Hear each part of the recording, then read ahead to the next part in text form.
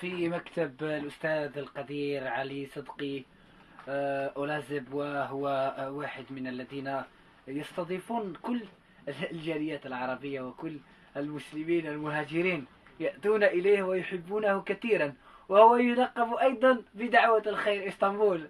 مرحبا بك أستاذ، ماذا يمكن أن تقول لك لنا ولدعوة الخير الجزائر؟ مرحبا، أهلا وسهلا. تكلم.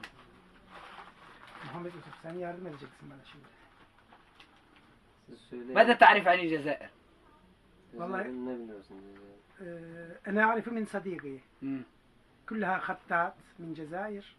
أولا محمد شريفي، بعده عبد الحميد جوامبي، محمد بخيري، والآن خطاط شبابي عبد الرحيم. عبد الرحيم من؟ صديقك. مولاي. نعم. أعرف هكذا. نحن نعرف الجزائر لكن لم أذهب إلى الجزائر. مرحبا بك إن شاء الله. مرحبا. الجزائر ترحب بك في كل مرة، أنت والأستاذ محمد يوسف، وبسوريا الحبيبة وبحلب الشامخة وفي كل شيء. إن شاء الله إن شاء الله.